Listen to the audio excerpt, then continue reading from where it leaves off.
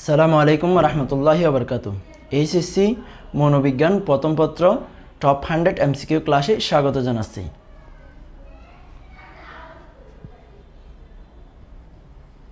মনোবিজ্ঞান হলো চেতনার বিজ্ঞান। এই কথাটি কে বলেন? মনোবিজ্ঞান হলো চেতনার বিজ্ঞান।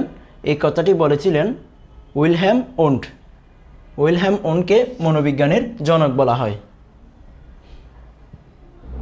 এরপরের প্রশ্নটা হচ্ছে, আব্রাহাম মাসলো মানুষের অভাবকে কয় ভাগে ভাগ করেছেন? আব্রাহাম মাসলো মানুষের অভাবকে 5 ভাগে ভাগ করেছেন।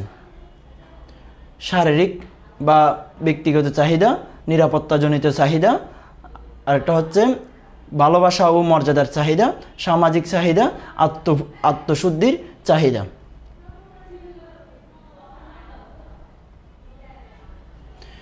এরপরে ডি অ্যানিমা গ্রন্থটির রচয়িতাকে? অ্যারিস্টটল তার বিখ্যাত একটা প্রতিষ্ঠান ছিল, সেই প্রতিষ্ঠানে মনোবিজ্ঞান নিয়ে গবেষণা করার পরে এই গ্রন্থটি রচনা করেছিলেন। ডি অ্যানিমা গ্রন্থ, আর এর লেখক হচ্ছে অ্যারিস্টটল। এরপরের প্রশ্নটি হচ্ছে, সাইকোলজি শব্দটির উৎপত্তি কোন ভাষা থেকে? এই শব্দটি সাইকি এবং লজুস নামক দুটি গ্রিক শব্দ থেকে উৎপত্তি হয়েছে, অর্থাৎ উত্তর হবে খ, গ্রিক শব্দ। এরপরে আসি, মনোবিজ্ঞানের প্রথম গবেষণাগার কত সালে স্থাপিত হয়েছে? মনোবিজ্ঞানের প্রথম গবেষণাগার কত সালে স্থাপিত হয়েছে? মনোবিজ্ঞানের প্রথম গবেষণাগার স্থাপিত হয়েছিল 1879 সালে। কোন গ্রিক দার্শনিক মন সম্পর্কে সর্বপ্রথম ব্যাখ্যা প্রদান করেছিলেন? গ্রিক দার্শনিক সর্বপ্রথম মন সম্পর্কে ব্যাখ্যা প্রদান করেছিলেন, সেটি হচ্ছে কি প্লেটো। প্লেটো সর্বপ্রথম মন সম্পর্কে ব্যাখ্যা প্রদান করেছিলেন। এরপরের প্রশ্ন হচ্ছে, সাইকি এবং লজুস শব্দ দুটি কোন ভাষার শব্দ? একটু আগে আমরা এই ধরনের একটা প্রশ্ন পড়ছিলাম, এটা গ্রিক ভাষার শব্দ, উত্তর হবে ক, গ্রিক ভাষা। এরপরে আসি, কাকে মনোবিজ্ঞানের জনক বলা হয়? কাকে মনোবিজ্ঞানের জনক বলা হয়? সেটাও শুরুতে বলছিলাম, প্রথমে বলছিলাম উইলহেম ওন্টকে মনোবিজ্ঞানের জনক বলা হয়। এরপরে, চোখের পলক ফেলা কোন ধরনের আচরণ? চোখের পলক ফেলা সেটা আমাদের ইচ্ছাধীন নয়, বা আমরা চাইলে, যেমন আমাদের হাতকে এভাবে করলে আমাদের এখানকার যে মাংসপেশিগুলো আছে সেগুলো সংকোচন প্রসারণ হচ্ছে আমাদের ইচ্ছা অনুযায়ী, তাই এগুলোকে ঐচ্ছিক পেশি বলা হয়। কিন্তু চোখের পলক আমরা চাইলেও খোলা এবং বন্ধ করতে পারবো না। আমাদের চোখে যদি হঠাৎ একটা পোকামাকড় যদি সামনে আসে, চোখের পলকটা সঙ্গে সঙ্গে বন্ধ হয়ে যায়। কিন্তু যদি আমরা তখন খোলা রাখতে চাই, নিজের ইচ্ছায় যদি খোলা রাখতে চাই, সেটা কখনো সম্ভব হবে না, কিন্তু অটোমেটিক সেটা বন্ধ হয়ে যাবে। তাই চোখের পলক ফেলা কোন ধরনের আচরণ হতে পারে? তাহলে সেটা হবে অনৈচ্ছিক আচরণ, যা আমাদের ইচ্ছাধীন নয়। এরপরে আসি, শ্রেণীকক্ষে শিক্ষকের বক্তব্য কোন ধরনের আচরণ? শ্রেণীকক্ষে যেহেতু একজন শিক্ষক থাকে আর সবাই ছাত্র বা স্টুডেন্ট, তাদের উদ্দেশ্যে যখন কথা বলা বা পাঠদান দেওয়া, এগুলোই তো আচরণ, তাই সেগুলো হবে কি সামগ্রিক আচরণ।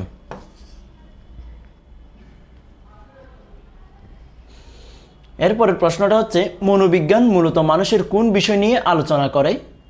এটি মানুষের আচরণ নিয়ে আলোচনা করে। এখানে বলা হচ্ছে কি ঐচ্ছিক আচরণ নয়, নিচের কোনটি? ঐচ্ছিক আচরণ মানে যা আমাদের ইচ্ছাই বা আমরা চাইলে করতে পারবো, আবার আমরা চাইলে না করতে পারবো। আবার অনিচ্ছাকৃত আচরণ বলতে, অনৈচ্ছিক আচরণ বলতে সেই সকল আচরণকে বোঝায় যেগুলো আমরা চাইলে করতে পারবো বা আমরা চাইলে করতে পারবো না, এরকম নয়, আমাদের ইচ্ছার বিরুদ্ধে, বা ওরা নিজে থেকেই সেগুলো সক্রিয় থাকবে, নিজে থেকেই এগুলো চলতে থাকবে। তো অপশনে দিচ্ছে কথা বলা। আমরা চাইলে কথা বলতে পারি, আবার আমরা চাইলে কথা বন্ধ করে দিতে পারি। হাঁটা, আমরা চাইলে হাঁটতেও পারি, আমরা হাঁটা আবার বন্ধ করেও দিতে পারি। এই দুটা হচ্ছে কি ঐচ্ছিক। এরপরে হাসি দেওয়া, আমরা চাইলে হাসি আসবে না, আবার আমরা চাইলে একটা হাসি আসলে সেটা আমরা চাইলে আবার বন্ধও করতে পারবো না। সেজন্য উত্তর হবে কি গ, যেটা ঐচ্ছিক আচরণ নয়, হাসি দেওয়া। এরপরের প্রশ্নটা হচ্ছে কি, যন্ত্রকে মানুষের উপযোগী করে তৈরি করা মনোবিজ্ঞানের কোন শাখার লক্ষণ? যন্ত্রকে মানুষের উপযোগী করে তৈরি করা মনোবিজ্ঞানের কোন শাখার লক্ষণ? অবশ্যই যন্ত্র যেহেতু বলা হয়েছে, এটা হচ্ছে কি প্রকৌশল মনোবিজ্ঞানের লক্ষ্য। উচ্চ মাধ্যমিক পাশ করা একজন শিক্ষার্থীকে উচ্চশিক্ষার বিষয় নির্বাচনে সিদ্ধান্ত গ্রহণের সহযোগিতা করার প্রক্রিয়াকে কি বলে? উচ্চ মাধ্যমিক পাশ করা একজন শিক্ষার্থীকে উচ্চশিক্ষার বিষয়ে নির্বাচনে সিদ্ধান্ত গ্রহণের সহযোগিতা করার প্রক্রিয়াকে কি বলে? যেহেতু উচ্চ মাধ্যমিক পাশ করছে এরকম একজন স্টুডেন্ট, সে আরও উচ্চশিক্ষার জন্য মানে কোথায় পড়বে, কিভাবে পড়বে, সেটা তো আর আমরা আদেশ করতে পারবো না, তুমি এখানে পড়ো ওখানে পড়ো এরকম বলতে পারবো না। আমরা জাস্ট উপদেশ দিতে পারবো। আমরা সেই উপদেশটাকে বলা হয় কাউন্সিলকে আমরা উপদেশ প্রদান করা বলি। সেজন্য হবে কি কাউন্সেলিং। উত্তর হবে কাউন্সেলিং।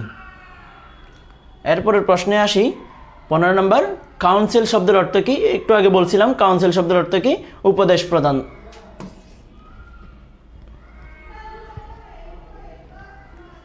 কোন বিষয় বিজ্ঞান কিনা তা কয়টি বিষয়ের উপর নির্ভর করে? কোনো বিষয় বিজ্ঞান কিনা তা কয়টি বিষয়ের উপর নির্ভর করে? সেটি 4টি বিষয়ের উপর নির্ভর করে। মনোবিজ্ঞানের যে শাখায় মনোবিকৃতির চিকিৎসা ও মানসিক রোগীদের পরামর্শ প্রদান সম্পর্কে আলোচনা করা হয় তাকে কি বলে? মনোবিজ্ঞানের যে শাখায় মনোবিকৃতির চিকিৎসা ও মানসিক রোগীদের পরামর্শ প্রদান সম্পর্কে আলোচনা করা হয় তাকে কি বলে? শিল্প মনোবিজ্ঞান, শিক্ষা মনোবিজ্ঞান, চিকিৎসা মনোবিজ্ঞান, সমাজ মনোবিজ্ঞান। যেহেতু রোগীদের, তো এটা হবে কি চিকিৎসা মনোবিজ্ঞান।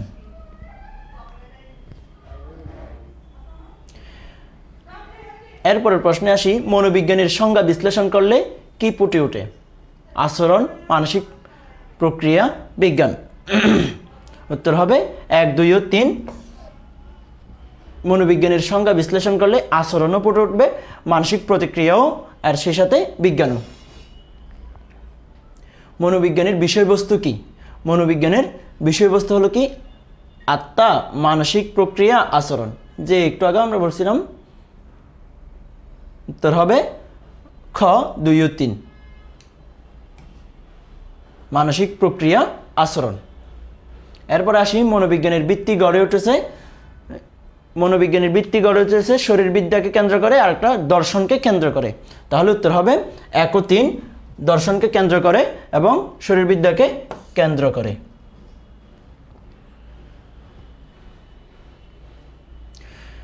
একুশ নম্বর এমসিকিউ হচ্ছে কি বৈজ্ঞানিক পদ্ধতির বৈশিষ্ট্য হলো? বৈজ্ঞানিক পদ্ধতির বৈশিষ্ট্য বস্তুনিষ্ঠতা, নিয়ন্ত্রণ, অপপ্রয়োগ। উত্তর হবে 1 ও 2, বস্তুনিষ্ঠতা ও নিয়ন্ত্রণ।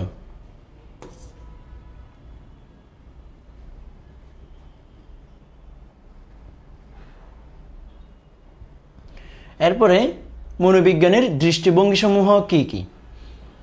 মনোবিজ্ঞানের দৃষ্টিভঙ্গিসমূহ হচ্ছে আচরণগত দৃষ্টিভঙ্গি, মানবিক দৃষ্টিভঙ্গি, জ্ঞানীয় দৃষ্টিভঙ্গি। এটি হচ্ছে ঘ, 1, 2 ও 3। আচরণগত দৃষ্টিভঙ্গি, মানবিক দৃষ্টিভঙ্গি, জ্ঞানীয় দৃষ্টিভঙ্গি, তিনটাই হচ্ছে কি মনোবিজ্ঞানের বৈশিষ্ট্য। এরপর একটা উদ্দীপক দেওয়া আছে। উদ্দীপকটাতে দেওয়া আছে মিস্টার রায়হান বলেন মানুষের আচরণ নিয়ন্ত্রণে জৈবিক বৈশিষ্ট্যের পাশাপাশি সামাজিক পরিবেশের ভূমিকা রয়েছে। অন্যদিকে তানবীর বলেন মানুষের আচরণকে বারবার পর্যবেক্ষণ করা যায় এবং অল্প সংখ্যক নমুনার উপর গবেষণা করে সমগ্র জনসমষ্টি সম্পর্কে সিদ্ধান্ত গ্রহণ করা যায়। এখানে প্রশ্নটা হচ্ছে মিস্টার রায়হানের বক্তব্য অনুযায়ী মনোবিজ্ঞানকে কোন ধরনের মনোবিজ্ঞান বলা হয়? সামাজিক, জৈববিজ্ঞান, শারীরিক বিজ্ঞান, জৈব সামাজিক বিজ্ঞান। তো উদ্দীপকটা আমরা আরেকটু পড়ি। মিস্টার রায়হান বলেন মানুষের আচরণ নিয়ন্ত্রণে জৈবিক বৈশিষ্ট্যের পাশাপাশি সামাজিক পরিবেশেরও ভূমিকা রয়েছে। জৈবিক বৈশিষ্ট্যের পাশাপাশি সামাজিক পরিবেশেরও ভূমিকা রয়েছে। তাহলে মিস্টার রায়হানের বক্তব্য অনুযায়ী মনোবিজ্ঞানকে কোন ধরনের মনোবিজ্ঞান বলা হয়? তাহলে সেটা হবে কি জৈব সামাজিক বিজ্ঞান। এরপর আসি তানবীর স্যার বৈজ্ঞানিক পদ্ধতির কোন বৈশিষ্ট্যের কথা বলেছিলেন? নিরপেক্ষতা, পুনরাবৃত্তি, সাধারণীকরণ। উত্তর হবে পুনরাবৃত্তি এবং সাধারণীকরণ। 2 ও 3। এরপর আরেকটা উদ্দীপক, মিস্টার সাকিব 10 টাকা দিয়ে একটি ক্রীড়া উন্নয়নের লটারি কিনেন। তিনি প্রায় স্বপ্নে দেখেন 40 লাখ টাকার প্রথম পুরস্কারটি জিতেছেন এবং ওই টাকা দিয়ে একটি ফ্ল্যাট ও গাড়ি ক্রয় করেছেন। মিস্টার সাকিবের স্বপ্নের জগতে বিচরণটা কি? মানসিক প্রক্রিয়া, আচরণ, জৈবিক সামাজিক প্রক্রিয়া, জৈবিক প্রক্রিয়া। এটি হবে মানসিক প্রক্রিয়া।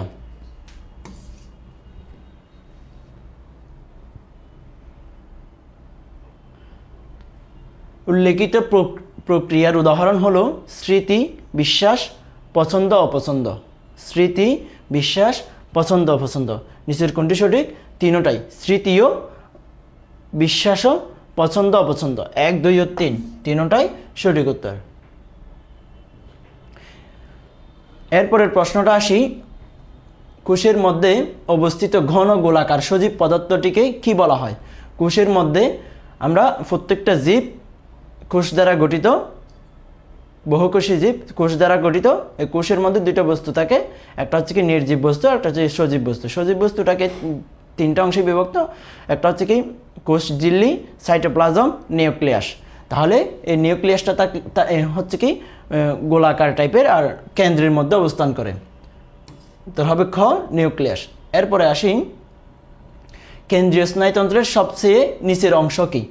কেন্দ্রীয় স্নায়ুতন্ত্র বলতে আমাদের জীবকোষের মধ্যেই একটা ধারাবাহিক প্রক্রিয়া আছে।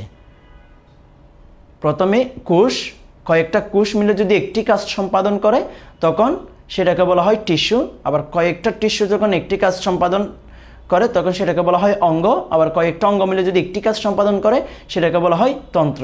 ঠিক তেমনি আমাদের শরীরে অনেক ধরনের তন্ত্র আছে। তন্ত্রের মধ্যে স্নায়ুতন্ত্র এক ধরনের তন্ত্র। এই স্নায়ুতন্ত্রের একটা কেন্দ্রীয় স্নায়ুতন্ত্রটাকে, এই কেন্দ্রীয় স্নায়ুতন্ত্রের মধ্যে থাকে মস্তিষ্ক এবং মেরুরজ্জু বা সুষুম্না কাণ্ড বা স্পাইনাল কর্ড। মেরুদণ্ড তো আমরা জানি নিচে থাকে, মস্তিষ্ক থাকে উপরে করোটিকের ভিতরে। তো এখানে উত্তর হবে খ মেরুরজ্জু। সবচেয়ে নিচের অংশ, কেন্দ্রীয় স্নায়ুতন্ত্রের সবচেয়ে নিচের অংশ হচ্ছে কি মেরুরজ্জু। তো উপরে 1 নম্বর অপশনে দিচ্ছে, ক নম্বর অপশনে দিচ্ছে গুরু মস্তিষ্ক। গুরু মস্তিষ্ক মানে কি?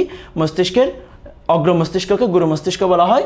থ্যালামাস, হাইপোথ্যালামাস এগুলো হচ্ছে কি মস্তিষ্কের অংশ।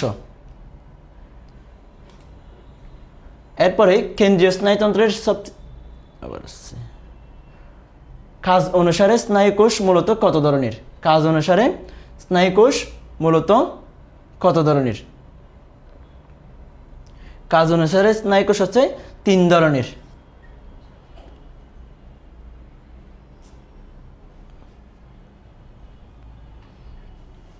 ভার্সিটি অ্যাডমিশনের বি ইউনিট এবং সি ইউনিটের একটা কোর্স আমাদের চালু রয়েছে, তোমরা চাইলে এখানে যুক্ত হতে পারো। এরপরে 31 নম্বর প্রশ্ন, বাইরের উদ্দীপনা গ্রহণে নিউরনের কোন অংশ দায়ী? বাহিরের উদ্দীপনা গ্রহণে নিউরনের কোন অংশ দায়ী? কোষ দেহ, স্নায়ু শাখা, স্নায়ুকেশ, প্রান্তগুচ্ছ। এটা হবে স্নায়ুকেশ। অন্যমনস্ক রীতা গাড়ির প্রচণ্ড হর্ন শুনে লাফ দিয়ে রাস্তা থেকে সরে গেল। এটি নিচের কোনটির সাথে সংশ্লিষ্ট? নিউরন, প্রতিবর্তী ক্রিয়া, মেরুরজ্জু, লম্বিক তন্ত্র। এটা হচ্ছে কি প্রতিবর্তী ক্রিয়া। প্রতিবর্তী ক্রিয়া মানে হচ্ছে কি আমরা অনেক সময় আতঙ্কগ্রস্ত হয়ে যাই, কোনো কিছু দেখলে বা ভয় পেয়ে তাৎক্ষণিক আতঙ্কগ্রস্ত হয়ে যায়, অথবা আমাদের হাত বা পা কোনো কারণে যদি গরম কোনো কিছুর সাথে যদি স্পর্শ হয় তখন আমরা সঙ্গে সঙ্গে হাতটা সরিয়ে নিই। এটা করে থাকা হচ্ছে কি আমাদের মেরুরজ্জু বা স্পাইনাল কর্ড। এটা মস্তিষ্ক দ্বারা নিয়ন্ত্রিত নয়। এটাকে বলা হয় প্রতিবর্তী ক্রিয়া বা তাৎক্ষণিক একটা প্রতিক্রিয়া। তো এটা এই প্রতিবর্তী ক্রিয়ার কারণে আমাদের যখন গরম কোনো কিছুর স্পর্শ বা এরকম ভয়ঙ্কর কিছু বা আমাদের ক্ষতিকর কিছু হয় তখন আমাদের শরীরের মধ্যে এক ধরনের উদ্দীপনা জাগ্রত হয়, যার কারণে আমরা কি একটা সজাগ হয়ে উঠি বা সঙ্গে সঙ্গে এটার রিয়াকশন শুরু হয়ে যায়। এটা করে থাকে স্পাইনাল কর্ড। এটা মস্তিষ্ক পরবর্তীতে বার্তা দেয় মস্তিষ্কে। তো হবে প্রতিবর্তী ক্রিয়া। মেরুরজ্জুতে মোট কত জোড়া মেরু স্নায়ু রয়েছে? মেরুরজ্জুতে মোট 31 জোড়া মেরু স্নায়ু রয়েছে। উত্তর হবে 31 জোড়া। শরীরের সবচেয়ে গুরুত্বপূর্ণ অংশ কোনটি? শরীরের সবচেয়ে গুরুত্বপূর্ণ অংশ হচ্ছে মস্তিষ্ক, এটা আমরা সকলেই জানি। মস্তিষ্কের কোন অংশকে প্রাণীর আহার কেন্দ্র বলা হয়? আহার কেন্দ্র আমাদের মস্তিষ্কের যে প্রকারভেদ বা মস্তিষ্কের যে অংশগুলো আছে এগুলোর এক একটার কাজ এক এক ধরনের। তো আমাদের ক্ষুধা লাগে বা আমাদের শরীরে যদি খাদ্যের অভাব ঘটে তখন আমাদের এক ধরনের ক্ষুধা লাগে, সেই ক্ষুধাটা খেয়ে নিয়ন্ত্রণ করে। যে আমাদের যদি যখন ক্ষুধা লাগবে তখন মস্তিষ্কের হাইপোথালামাস নামক একটা অংশ আছে, সেখানে বার্তা যাবে, বার্তা যাওয়ার পরে সে নির্দেশ দিবে এখন ক্ষুধা, তোমার ভাত খেতে হবে। তখন আমাদের শরীরে একটা এরকম একটা অনুভূতি চলে আসে, যার কারণে আমরা ক্ষুধার নিবারণের চেষ্টা করি এবং খাবার যখন গ্রহণ করা শেষ হবে তখন সে তার হাইপোথ্যালামাসে আরেকটা বার্তা যাবে কি এখানে পরিপূর্ণ আছে, তখন সেটা সেই ক্ষুধার যে জ্বালাটা সেটা আবার বন্ধ করে দিবে। তো আমাদের আহারের জন্য যে আহার নিয়ন্ত্রণকারী যে অংশটা আছে মস্তিষ্কের সেটা হচ্ছে কি হাইপোথ্যালামাস।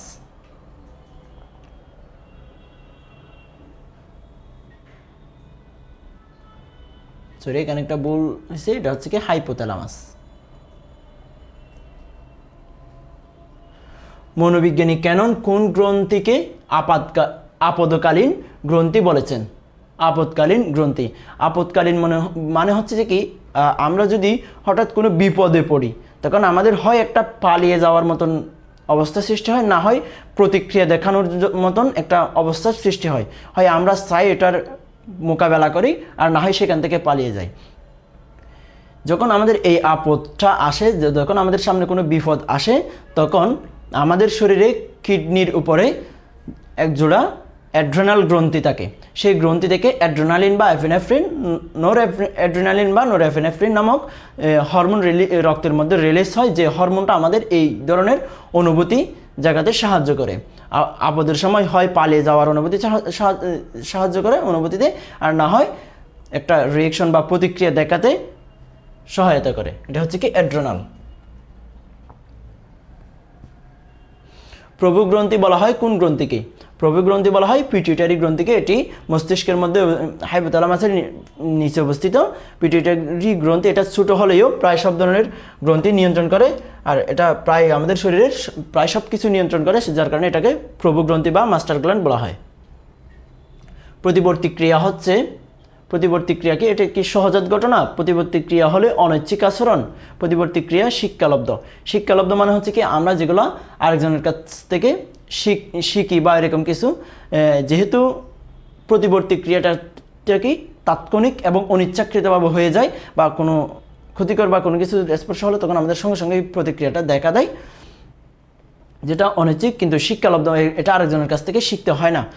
সদ্যভূমিষ্ঠ শিশু চমকে ওঠে আমরা দেখি। তো উত্তর হবে 1 ও 2। এরপর আসি সাধারণ কোষ থেকে স্নায়ুকোষ ভিন্ন যে বৈশিষ্ট্যের জন্য। কোষ দেহ, স্নায়ু শাখা, স্নায়ুকোষ। উত্তর হবে 2 ও 3, স্নায়ু শাখা, স্নায়ুকোষ। এরপরে পিটুইটারি গ্রন্থিকে প্রভুগ্রন্থি বলা হয় কেন? পিটুইটারি গ্রন্থিকে প্রভুগ্রন্থি বলা হয় কেননা এটি অ্যাড্রেনাল গ্রন্থির ক্রিয়া কিছুটা নিয়ন্ত্রণ করে, অগ্নাশয় গ্রন্থির ক্রিয়া নিয়ন্ত্রণ করে, যৌন গ্রন্থির ক্রিয়া কিছুটা নিয়ন্ত্রণ করে। এটি অ্যাড্রেনাল গ্রন্থির ক্রিয়া নিয়ন্ত্রণ করে আর সেই সাথে যৌন গ্রন্থির ক্রিয়া কিছুটা নিয়ন্ত্রণ করে। অগ্নাশয় গ্রন্থিটা হচ্ছে কি আমাদের যকৃতের নিচে যে গ্রন্থিটা আছে আম পাতার মতন, সেটা হচ্ছে কি অগ্নাশয় গ্রন্থি।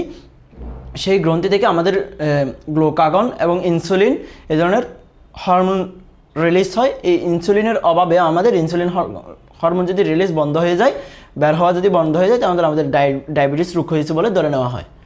তোর হবে কি 1 ও 3 গ। এরপরে আসি, একদিন ভর দুপুরে ঘাসের উপর সাপ দেখে সোহান খুব ভয় পায়। কিছুক্ষণ পরে সে স্বাভাবিক অবস্থায় ফিরে আসে। সোহানের ভয় কেটে যাওয়ার জন্য কোন স্নায়ুতন্ত্র দায়ী? সমবেদী, ফরাসমবেদী, সংবেদী, অন্তঃকরা গ্রন্থি। এটা হচ্ছে কি ফরাসমবেদী। উক্ত স্নায়ুতন্ত্রের কার্যাবলীর কারণ। উক্ত স্নায়ুতন্ত্রের কার্যাবলীর কারণে চোখের মণি ছোট হয়, রক্তচাপ কমে যায়, হৃৎপিণ্ডের গতি বাড়ে। এটি হবে 1 ও 2 চোখের মণি ছোট হয়, রক্তচাপ কমে যায়, হৃৎপিণ্ডের গতি বাড়ে না। এরপরে আসে একটা উদ্দীপক 43 নম্বর MCQ। 16 বছর বয়সের শাওন ও মিনুর উচ্চতা যথাক্রমে 6 ফুট 2 ইঞ্চি ও 4 ফুট। শাওনের বাবা ইদানিং প্রায় দুশ্চিন্তায় থাকেন, কাজে মন বসে না। ডাক্তার বলছে তার মিক্সেডেমা, এটা হবে মিক্সেডেমা রোগ হয়েছে। মিনু ও শাওনের শারীরিক বিকাশের জন্য কোন গ্রন্থি দায়ী?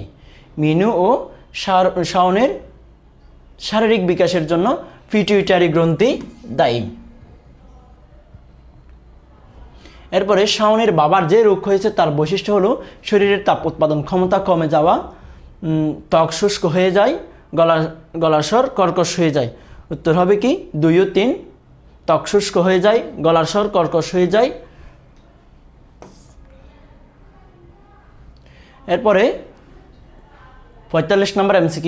ক্ষুধার্ত প্রাণী খাবার খাওয়ার জন্য বিভিন্ন ধরনের আচরণ প্রদর্শন করে থাকে, এটি প্রেষণা চক্রের কোন স্তরকে নির্দেশ করে? প্রেষণা বা মোটিভেশনের একটা চক্র আছে, চক্রের মধ্যে বলা হচ্ছে যে কি ক্ষুধার্ত প্রাণী খাবার খাওয়ার জন্য বিভিন্ন ধরনের আচরণ প্রদর্শন করে থাকে, এটি প্রেষণা চক্রের কোন স্তরকে নির্দেশ করে?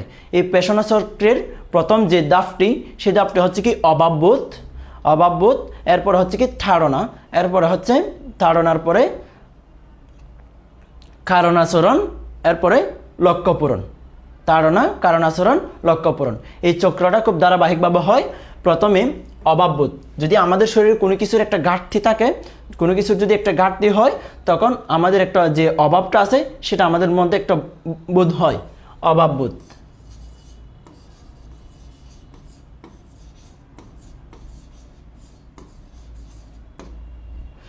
অভাববোধের পরে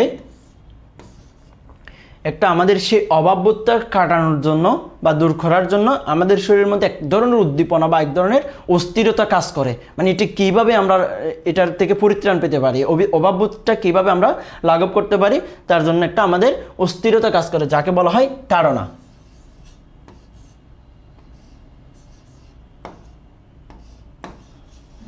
এই ধারণা বা এই অস্থিরতার কারণে আমরা যে আচরণটা করে থাকি, যেমন আমাদের খিদা লাগলো, তখন আমরা আমাদের মধ্যে একটা অনুভূতি বা অস্থিরতা কাজ করে বা একটা অনুভূতি চলে আসে যে আমাদের একটা খিদা লাগছে, সেই তাড়নাটা, সেটাকে বলা হয় তাড়না।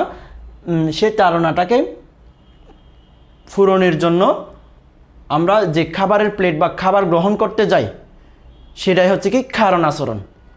এরপরে আমাদের কারণ আচরণ।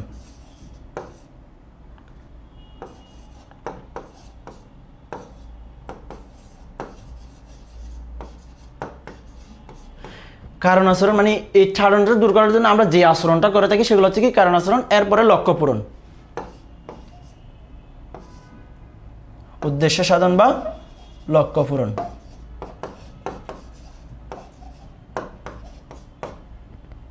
উদ্দেশ্য সাধন বা লক্ষ্য পূরণ। তো এভাবে আমাদের আবার যখন লক্ষ্য পূরণ হয়ে যাবে, এরপরে যদি আবার অভাববোধ হয়, তখন আবার আমাদের এভাবে চক্রটা ধারাবাহিকভাবে চলতে থাকে।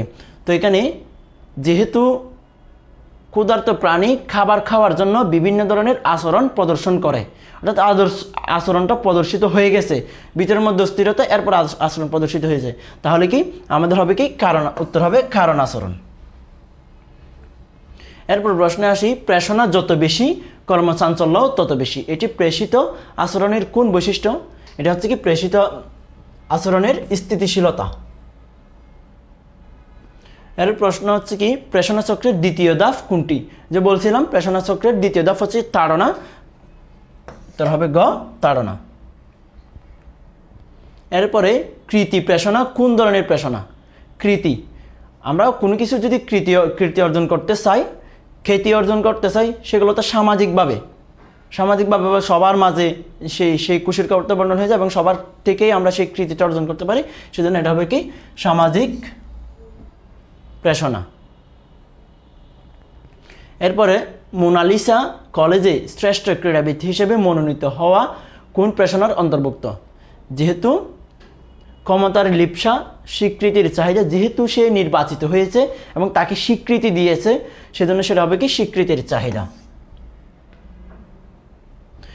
এরপর আসি ওয়াটার রিজিয়ন কোথায় অবস্থিত। ওয়াটার রিজিয়ন হচ্ছে হাইপোথ্যালামাসে অবস্থিত। এরপরের প্রশ্নটি হচ্ছে প্রেষণা প্রত্যক্ষণ সংগঠনের কোন ধরনের উপাদান? প্রেষণা প্রত্যক্ষণ সংগঠনের কোন ধরনের উপাদান? এটি হচ্ছে জৈবিক উপাদান।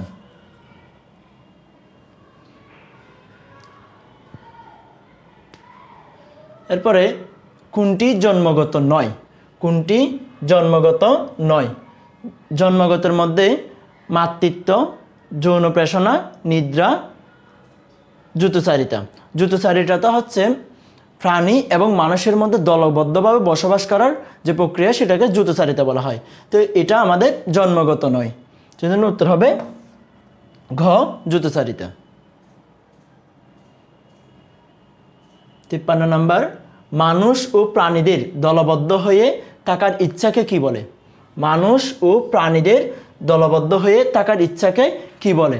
এটা আমরা একটু আগে বলছিলাম যুতচারিতা। উত্তর হবে ঘ যুতচারিতা। এখানে বলেছে এটা হবে যুতচারিতা। নিরাপত্তা ও খ্যাতি কোন প্রেষণা? নিরাপত্তা ও খ্যাতি কোন প্রেষণা? এটা হচ্ছে সামাজিক প্রেষণা।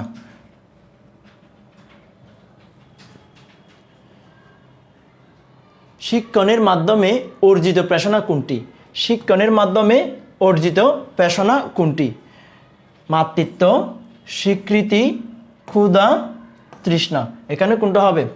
এখানে হবে মাতৃত্ব হবে না, ক্ষুধা এটা আমাদের জন্মগত, এটা হবে না, তৃষ্ণা এটাও আমাদের জন্মগত, এটাও হবে না। তো উত্তর হবে স্বীকৃতি। এটা হচ্ছে কি আমাদের অর্জিত একটি প্রেষণা। এরপরে প্রাণীর আলোড়িত অবস্থাকে কি বলা হয়? প্রাণীর আলোড়িত অবস্থা। আলোড়িত অবস্থাকে কি বলা হয়? প্রাণীর আলোড়িত অবস্থাকে বলা হয় আবেগ।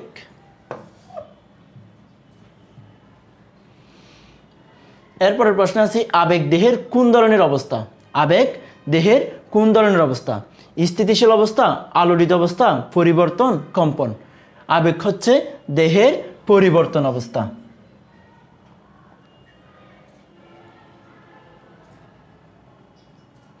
এরপরে 58 নম্বর প্রশ্নটা হচ্ছে সামাজিক প্রেষণা।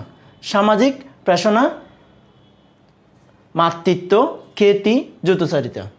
সামাজিক যেহেতু সমাজের বিষয়াদি, তো খ্যাতি এবং যুতচারিতা হচ্ছে আমাদের আনসার। এটা কোথায় আছে? খ নম্বর। খ নম্বর 2 ও 3।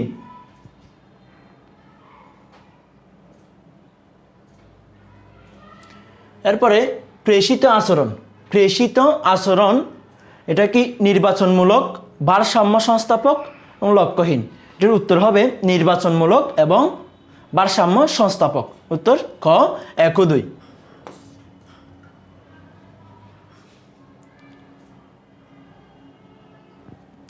এরপরের প্রশ্নে আসি।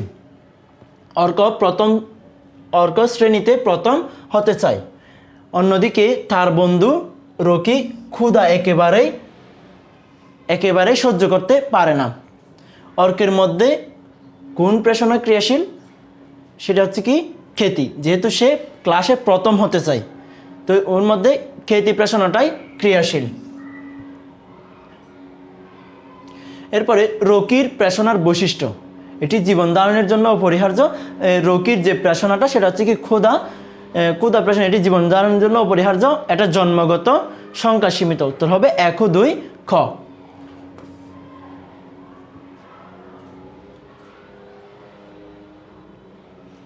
এরপরে উদ্দীপকটা হচ্ছে কি ফাতেমা ও রেবেকা রাজশাহী থেকে সৃজনশীল পদ্ধতিতে প্রশিক্ষণ নিতে ঢাকায় এসেছে। ফাতেমা নানা সমস্যা কাটিয়ে দক্ষতার প্রকাশ ঘটিয়ে প্রথম স্থান অধিকার করতে চায়। রেবেকার এ নিয়ে তেমন ভাবনা নেই, খাবার ঠিকমতো হচ্ছে কিনা এই নিয়ে সে সবসময় দুশ্চিন্তায় থাকে। তো প্রশ্নটি হচ্ছে ফাতেমার মধ্যে কোন প্রেষণাটি ক্রিয়াশীল? ফাতেমার মধ্যে কোন প্রেষণাটি ক্রিয়াশীল? যেহেতু সে নানা সমস্যা কাটিয়ে দক্ষতা অর্জন করে প্রশিক্ষণের মধ্যে প্রথম হতে চায়, সেজন্য সেটা হবে কি কীর্তি। এরপরের প্রশ্নটা হচ্ছে কি, রেবেকার চাহিদা সবার মধ্যে সমানভাবে বিদ্যমান স্বাভাবিক ভারসাম্য রক্ষার পরিপূরক শিক্ষার মাধ্যমে অর্জিত হয়।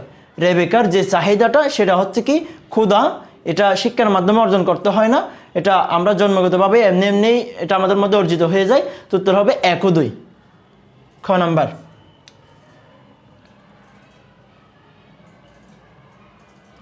এরপরে রাকিব প্রচণ্ড কাজের চাপে দুপুরের খাবার খেতে না পেরে নিচে পড়ে গেছে।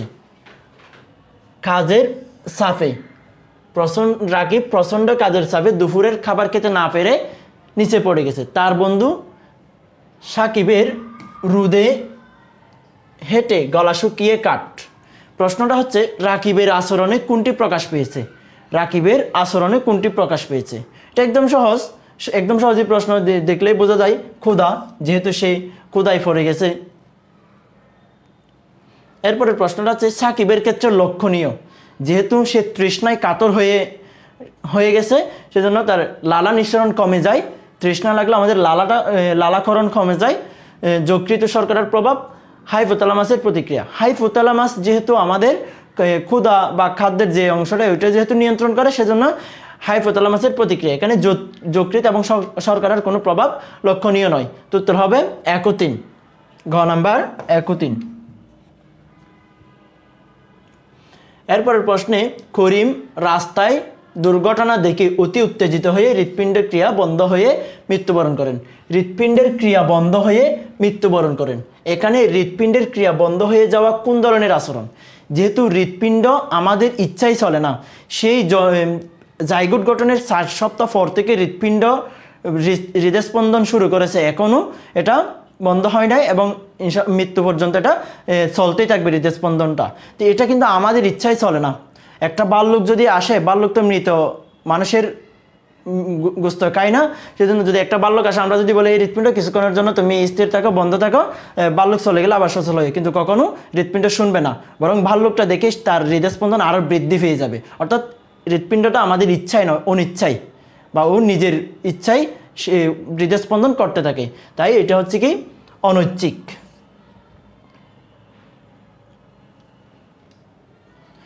অর্থলোভীর নিকট অর্থ, এটি শিক্ষণের কোন শর্ত? অর্থলোভীর নিকট অর্থ, এটি শিক্ষণের কোন শর্ত? যে বিষয়ের প্রতি বেশি আমাদের মানুষের মধ্যে একটা প্রিয় জিনিস বলতে এরকম কিছু একটা থাকে।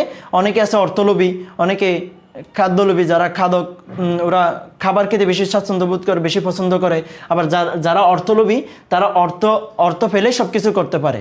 তো সেজন্য তো অর্থলোভীর নিকট অর্থই হচ্ছে কি একটা বল বৃদ্ধি, তার মধ্যে একটা মনোবল চলে আসে, অর্থ দিলে সে যে কোনো কাজ করে দিতে পারে। উত্তর হবে খ, বলবৃদ্ধি। এরপরে সর্বপ্রথম জ্ঞানীয় মানচিত্রের কথা কে বলেন? সর্বপ্রথম জ্ঞানীয় মানচিত্রের কথা বলেছিলেন টলম্যান। এরপরে শিক্ষণের সূত্রপাত হয় কোনটিকে কেন্দ্র করে? শিক্ষণের সূত্রপাত হয় কোনটিকে কেন্দ্র করে? সমস্যা, প্রেষণা, ব্যক্তি স্বাতন্ত্র্য, মনোযোগ। শিক্ষণের সূত্রপাত হয় কোনটিকে কেন্দ্র করে? এটা হচ্ছে কি প্রেষণাকে কেন্দ্র করে। এরপরে ফরিনমন বা পরিপক্কতা হচ্ছে উচ্চতার বৃদ্ধি, বয়সের বৃদ্ধি, দৈর্ঘ্যের বৃদ্ধি, মস্তিষ্কের পূর্ণাঙ্গ বিকাশ। পরিপক্কতা আসলে এটা আমরা বয়স বড় হয়ে গেলে বা দেহের আকার বৃদ্ধি পেলে বা আমরা স্বাস্থ্যবান হলে বা ছোট থাকলে এটা কোনো ব্যাপার না, কারণ সেখানে আমাদের আচরণ, কথা বলা, বাচনভঙ্গি, চাল চলন সবগুলো আমাদের নিয়ন্ত্রণ করে মস্তিষ্ক।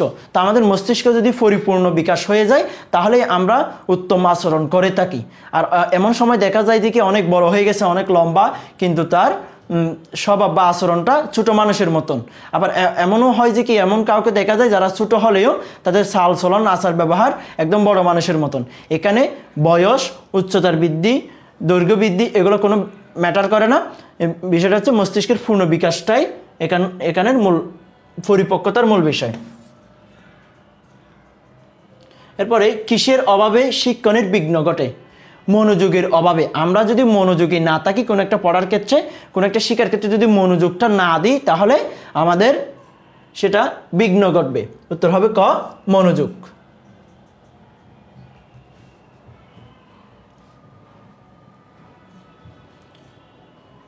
অনুষঙ্গ কত প্রকার? অনুষঙ্গ কত প্রকার? অনুষঙ্গ হচ্ছে 2 প্রকার। এরপরে অনিচ্ছাকৃত শিক্ষণকে কি বলা হয়?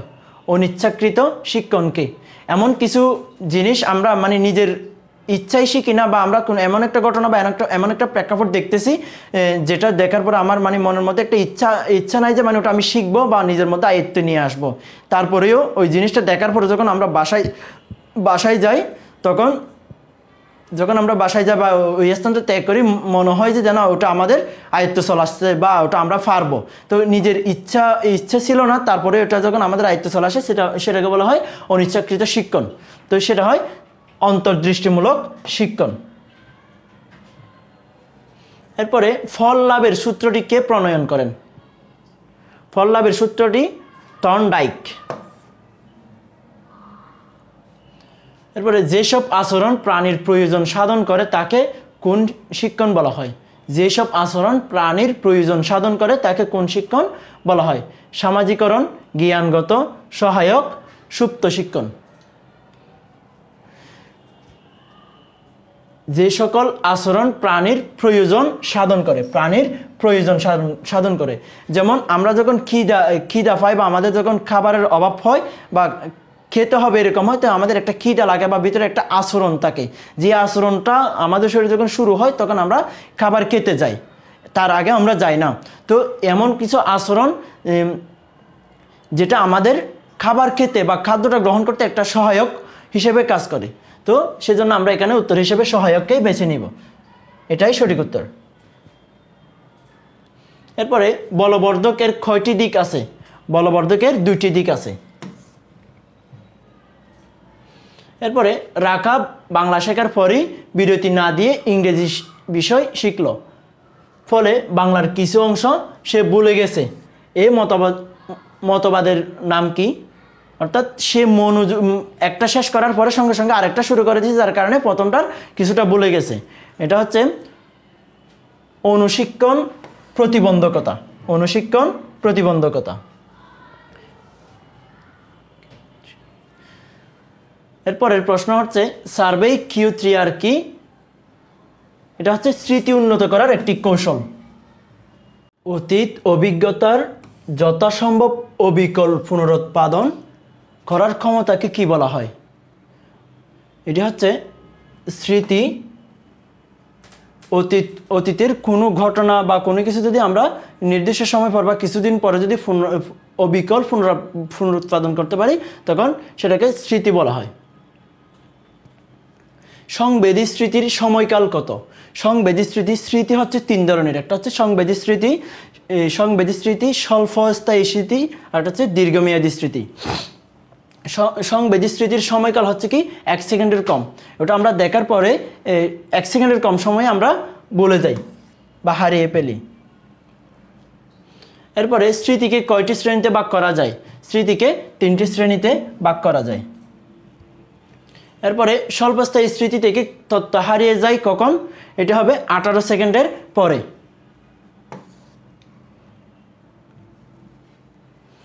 এরপরে শিক্ষণ হলো রহিম সাইকেল চালাতে পারে, রাজু সাঁতার কাটতে পারে, সেলিনা সেলাই করতে পারে, কোনটি হবে? তিনটাই হচ্ছে কি শিক্ষার মাধ্যমে অর্জন হয়েছে, সেজন্য উত্তর হবে ঘ 1, 2 ও 3। এরপরে মাহাদি তার মায়ের সাথে চিড়িয়াখানায় ঘুরতে গিয়ে বেশ কয়েকটি নতুন জন্তুর নাম জেনেছে। অন্যদিকে শিবলি তার বাবার মতো ফুটবল খেলা দেখতে বেশ পছন্দ করে। প্রশ্ন হচ্ছে মাহাদির ক্ষেত্রে বুদ্ধিভিত্তিক শিক্ষণের কোন ধরনের লক্ষণীয়? প্রাসঙ্গিক শিক্ষণ, সুপ্ত শিক্ষণ, অনুকরণ ও মডেলিং, অন্তর্দৃষ্টিমূলক শিক্ষণ। এটা হবে প্রাসঙ্গিক শিক্ষণ। প্রসঙ্গক্রমে যেহেতু শিখছে সেজন্য এটা হবে প্রাসঙ্গিক শিক্ষণ। এরপরে শিবলির ক্ষেত্রে লক্ষণীয়, সে অনুকরণ প্রিয়, কোনো পরিকল্পনা ছাড়া আচরণ করে, মডেলের আচরণকে নিজের মনে করে। উত্তর হবে গ 1 ও 3। এরপরে মাহিন একটি বাসকে রাস্তা দিয়ে যেতে দেখলো। কিছুক্ষণ পরে মৌমিতা জিজ্ঞেস করলে সে বলল বাসটি এই রাস্তা দিয়ে গেছে। মাহিনীর মনে রাখা কোন স্মৃতির উদাহরণ? যেহেতু সে ওটা দেখছে, দেখার পরে মনে রাখছে, যার কারণে মৌমিতাকে বলতে পারছে, সেটা হচ্ছে কি স্বল্পস্থায়ী। উক্ত স্মৃতি 30 সেকেন্ড পর্যন্ত স্থায়ী হতে পারে। স্মৃতির চাপ শত পরিবর্তনশীল, সহজেই চাপ মুছে যায় না। উত্তর হবে 1 ও 2 খ। এরপর প্রশ্নে আসি, সংবেদন সৃষ্টির জন্য কি প্রয়োজন? সংবেদন সৃষ্টির জন্য উদ্দীপকের প্রয়োজন হয়। আমরা কখন আলো, শব্দ, স্বাদ প্রভৃতির সংবেদন লাভ করি? আলো, শব্দ, স্বাদ এগুলো যখন আমাদের সংস্পর্শে আসে তখন এখান থেকে আমাদের মস্তিষ্কে বার্তা যায়, যার কারণে আমরা বুঝতে পারি কোনটা আলো, কোনটা স্বাদ, কোনটা শব্দ। ঠিক আছে, এই সংবেদন লাভ করার জন্য আমাদের মস্তিষ্কে পৌঁছা প্রয়োজন। রেলগাড়ির হুইসেলের তীব্র শব্দ কানের গভীরে প্রবেশ করলে কী ধরনের সংবেদন অনুভূত হয়? এটা হচ্ছে কি বেতার, বেতার সংবেদন অনুভূত হয়। এরপরে সংবেদন কি? এটি কেন্দ্রীয় প্রক্রিয়া, স্থির প্রক্রিয়া, প্রান্তীয় প্রক্রিয়া ও পরিবর্তনীয় প্রক্রিয়া। তো সংবেদন সৃষ্টি হয় আমাদের স্নায়ুতন্ত্রের একদম প্রান্তের মধ্যে, সেজন্য এটা হবে একটি প্রান্তীয় প্রক্রিয়া। এরপরে সংবেদনের ব্যাখ্যাকে কি বলা হয়? সংবেদনের ব্যাখ্যাকে কি বলা হয়? এটা হবে গ প্রত্যক্ষণ। বিভিন্ন উদ্দীপকের মধ্যে পার্থক্য করাকে কি বলে? বিভিন্ন উদ্দীপকের মধ্যে পার্থক্য করাকে প্রত্যক্ষণ বলে। এরপরে অর্ধেক বালতি পানিতে একটি সোজা লাঠি রাখা হলে একে বাঁকা দেখা যায়, এটি কোন ধরনের অভ্যাস? আমরা বালতি বা গ্লাসের মধ্যে যদি অর্ধেক পানি রাখি, তাহলে সেখানে যদি কোনো লাঠি বা পেন্সিল বা যে কোনো কিছু যদি রাখি, তখন সেটা কিছু অংশ যদি আমরা উপরে যেমন বায়ুস্তরে আর কিছু অংশ পানিতে থাকলে তখন ওই যে মাঝামাঝি অবস্থায় এটা ভাঙা অবস্থায় দেখা যায়, সেজন্য এটা হবে একটি বাস্তব ঘটনা বা প্রাকৃতিক ঘটনা। এটা হবে প্রাকৃতিক। এরপরে মানসিক রোগীদের ক্ষেত্রে কোনটি ঘটে? মানসিক রোগীদের ক্ষেত্রে অলিক প্রত্যক্ষণ ঘটে। অলিক প্রত্যক্ষণ মানে হচ্ছে কি, মানসিক রোগীরা এমন কিছু প্রত্যক্ষ করে, এমন কিছু শব্দ ওরা শুনতে পায়, এমন কিছু ওরা দেখতে পায় যা বাস্তবে কখনো ঘটনা বা ঘটার সম্ভাবনা নাই। তো এমন কিছু লোক, সেজন্য ওদেরকে অলিক প্রত্যক্ষণ বলে।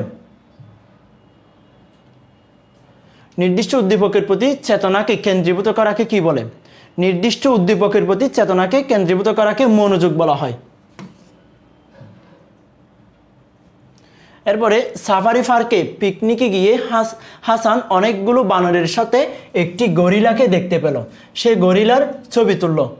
প্রশ্নটা হচ্ছে, উদ্দীপকে বর্ণিত হাসানের ক্ষেত্রে মনোযোগের কোন শর্তটি বিদ্যমান? তীব্রতা, গতিশীলতা, পুনরাবৃত্তি, আকার। যেহেতু অনেকগুলো বানরের মাঝে একটা গরিলা বানরের চেয়ে আকারে অনেক বড়, তো উত্তর হবে ঘ আকার। এরপরে মনোযোগের ব্যক্তিনিষ্ঠ শর্ত কোনটি? মনোযোগের ব্যক্তিনিষ্ঠ শর্ত কোনটি? আবেগ। আবেগ মনোযোগের কোন ধরনের শর্ত? একটু আগে এর আগের প্রশ্নে পড়ছিলাম ব্যক্তিনিষ্ঠ। সর্বশেষ প্রশ্নটি হলো, সংবেদন হলো উদ্দীপকের প্রতি প্রাথমিক সাড়া দেওয়া, এটি অসংগঠিত প্রক্রিয়া, একটি অর্থপূর্ণ ঘটনা। উত্তর হবে 1 ও 2। উদ্দীপকের প্রতি প্রাথমিক সাড়া দেওয়া একটি অসংগঠিত প্রক্রিয়া।